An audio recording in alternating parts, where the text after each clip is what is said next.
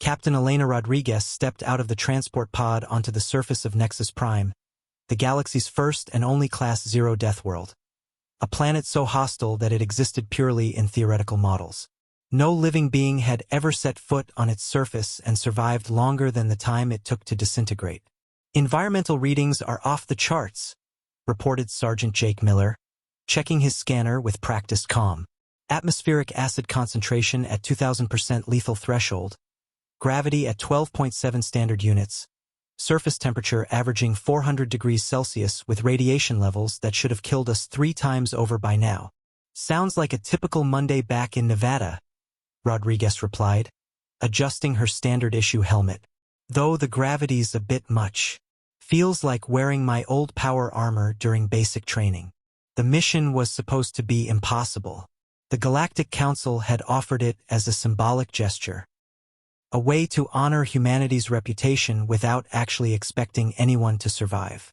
Class 0 worlds were considered mathematical impossibilities made real, places where the laws of physics seemed actively hostile to life.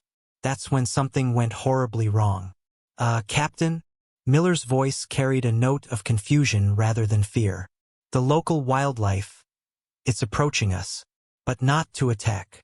Rodriguez looked up to see creatures that defied classification. Beings of living metal and crystallized flame. Entities that existed in states of matter that shouldn't be possible.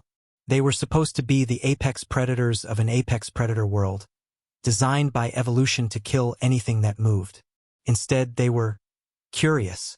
They're trying to communicate, whispered Private Chun, her translator crackling with confused static. I think they're asking if we need help. The environmental readings grew worse. Volcanic eruptions split the ground beneath their feet, releasing clouds of gas that could dissolve titanium. The gravity fluctuated wildly, sometimes reaching 15 standard units. The very air was liquid fire that should have reduced them to component atoms. But the humans kept walking, kept talking, kept existing. Captain, Miller reported with growing bewilderment. The predators aren't just friendly. They're scared of us. Rodriguez watched as a creature the size of a small building, composed entirely of sentient lightning and nightmare, cautiously approached and offered what appeared to be a gift. A crystallized fragment of pure energy that pulsed with colors that had no names. It's getting worse, Chin announced, but she wasn't talking about the environment anymore. Captain, I think we broke them. The impossible predators of the Class 0 world were gathering around the humans, not as hunters, but as admirers.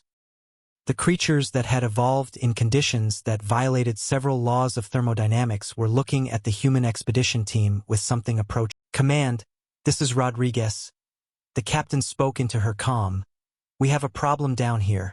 Are you under attack? Came the worried response from orbit. No, sir. Quite the opposite. The Class 0 world's apex predators want to adopt us. I repeat, we have inadvertently become the dominant life forms on a planet that shouldn't support any life forms at all. Through the acidic mist, more creatures emerged, beings of living diamond, entities made of folded spacetime, predators that existed in 17 dimensions simultaneously.